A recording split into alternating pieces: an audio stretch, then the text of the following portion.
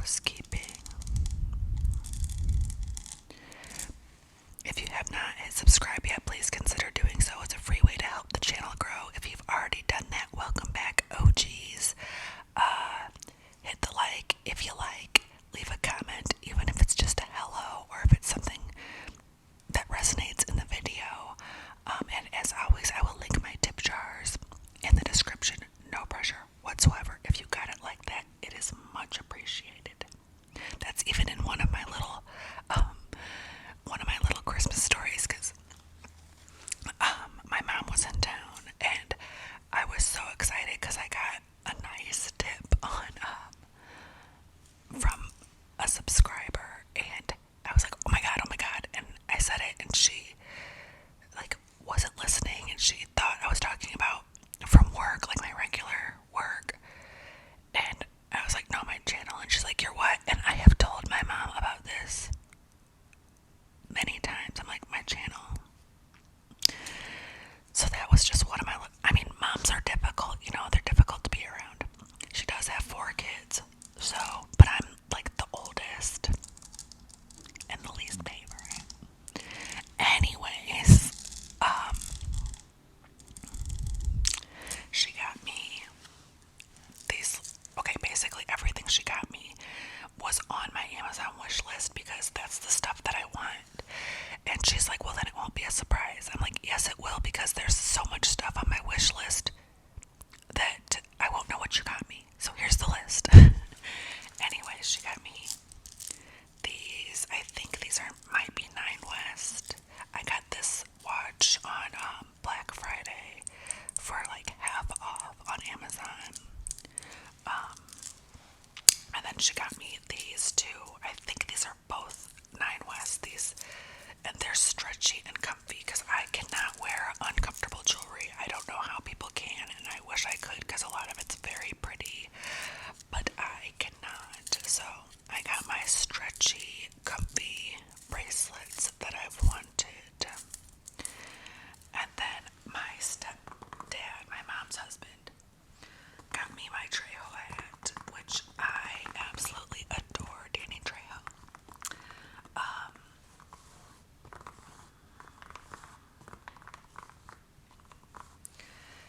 It's pink and then it has a green bill. If you have not read Danny Trejo's book, please consider doing so. It's a few years old now, so it's still like a newer book. It is a little all over the place, I will say that, but it is so good and it has so much insight, especially for men. Like, I asked both my stepdads, like the one that was in my house growing up, and then the one that my mom is married to now, to read it, and one of them did. My mom's husband read it because he does like to read. We did it on audio, and I think he ended up getting the physical copy too. But it's just about Danny's life, and he had a rough life, and he made his life rough for himself as well. And it just talks about, his views changing over the years and how he really didn't get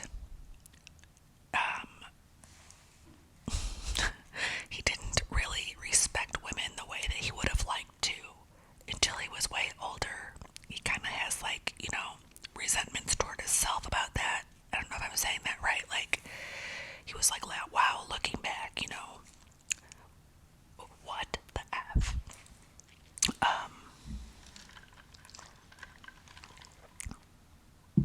He talks about his past relationships. He talks about being a dad. His kids are grown now, and Danny is an addict, so he talks a lot about his addictions. He's got many years clean, like a lot of years clean. He sponsors, he's active in like the recovery community, but one main point that he like struggled with and that he makes in the book is that like all of his kids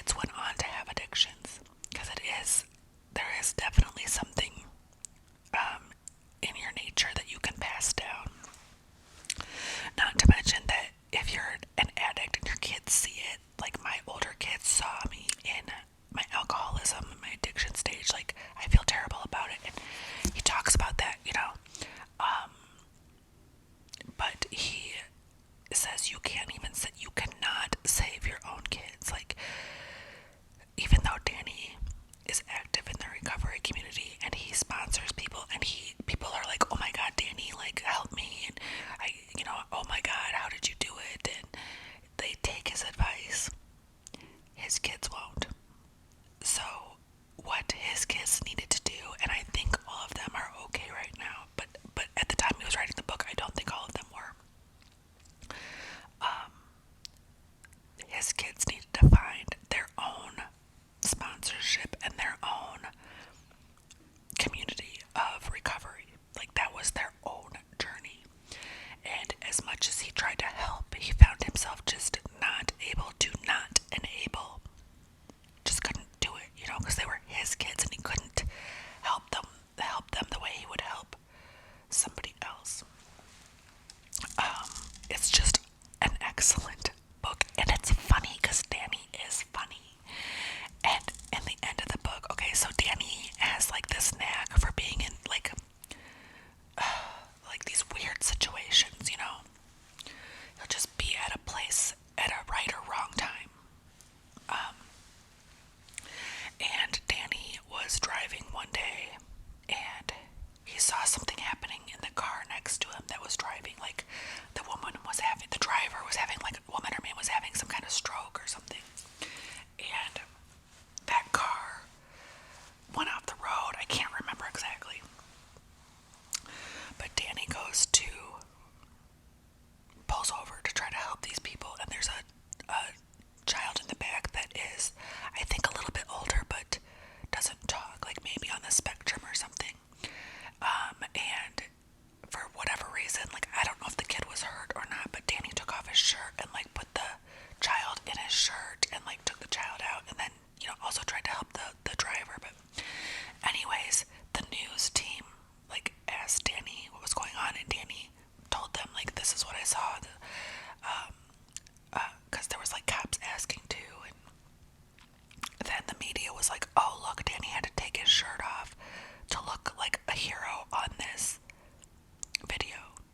Now Danny never addressed that because he's like bigger than that. He's like, but the guy that helped him with the book, that knows him, told that story, like, his shirt was not off to look like a hero. Like, that's whack.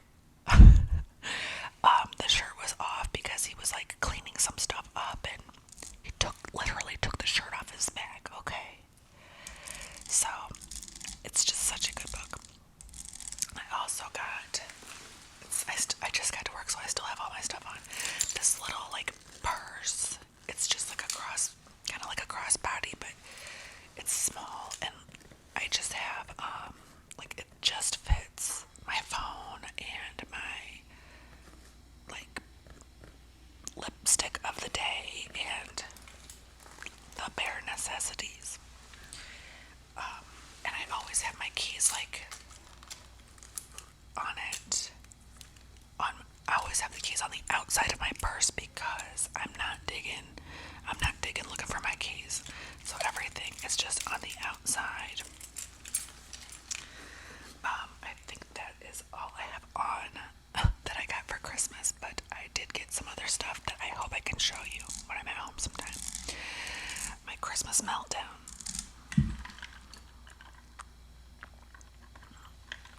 So, my mom was having food, like, she was just picking up food that just needed to be heated for the holiday. Which sounds easy, right? Okay.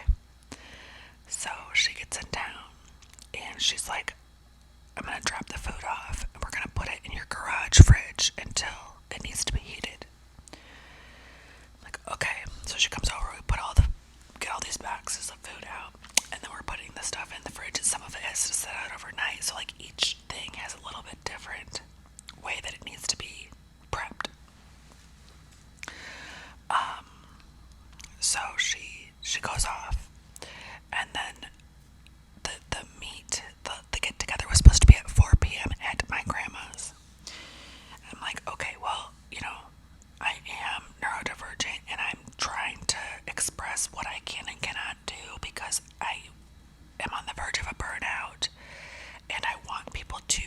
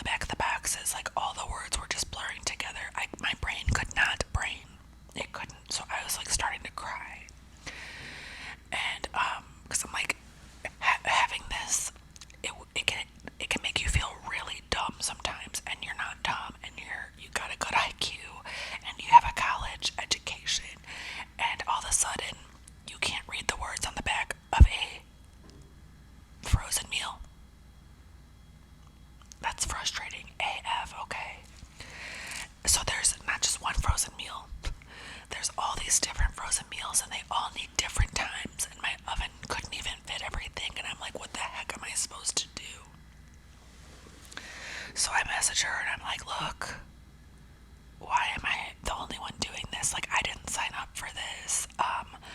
The best I can do at events is like make a dish and bring it.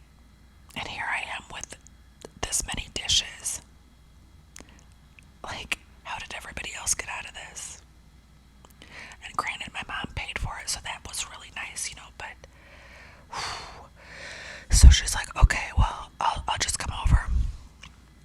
So she came over because she was staying like at a hotel. She came over, and after like most of the stuff got to its first, because the plastic needed to be on for a certain amount of time and then off for a certain amount of time on each dish. So after the first round, plastic on round, she boxed it up and then she took it to my grandma's to heat it the rest of the way. So it ended up being okay. But in that moment, I was sitting there in my kitchen and I was saying, like, I'm so frustrated, I'm so overwhelmed, I'm so burnt out. Why don't people get it? And like, what might feel one way to one person does not feel the same to me. Yada yada yada, you get it. So for the first time in many years, I had to take a Xmas. Like, I got to my grandma's, and my grandma has anxiety and stuff, and I knew she'd have one. And I was like, Grandma, I need a Xanax. She's like, oh, gotcha. And she gave me one, and I started feeling a little better. And it was funny because literally almost everyone there was like, oh yeah, I got my Xanax, or my brother has something else but similar, they're like, oh yeah. I'm like, what the heck is going on? Why is everybody stacking their Xanax? Like, why is everybody in my family on medication? And you really have to be careful with that medication. I never understood. Like, when I used to get it, my doctor would give me like 4 a month of the lowest dose. And I was like, why are they so strict with this? Well, there's a good reason to be very strict with that medication, because it is highly addictive, and the withdrawal from that, if you get to that point of actual addiction, the withdrawal from that is worse than the withdrawal from and a lot of people don't know that, so you really got to be careful. And I mean, if your doctor's giving you 4 a month, you're fine. But I know people that pop them like at any sign of uncomfortable, like any inconvenience, anything, and that's not the way it's supposed to be. I also know people that take them like a cure-all instead of managing their mental health. They're like, no, I need the quick fix every time. Like, I don't even think your doctor should give them to you unless you're doing something else to like help yourself, like a daily medication, therapy, something to like that you're actually because if you can just pop this thing at every little feeling, you're going to. Why wouldn't you just, if you're getting them left and right, like, oh, I don't like that, oh, this feels, like, there's actually a Netflix documentary, we started watching it, but we fell asleep, about this,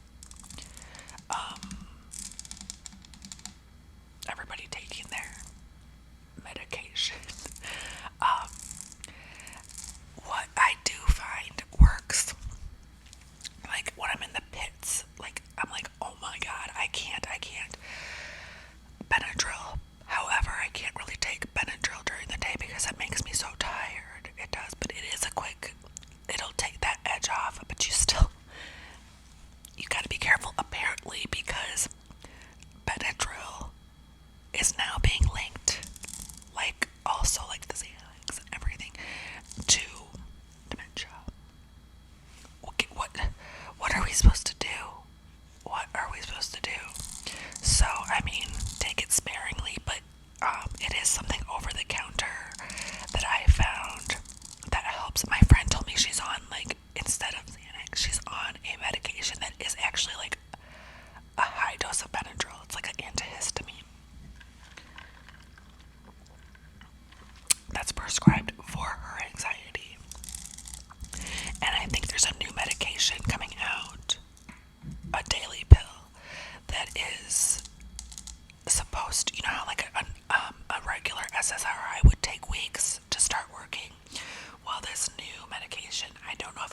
forget and I don't know the name of it, but it would be like that day, the next day, it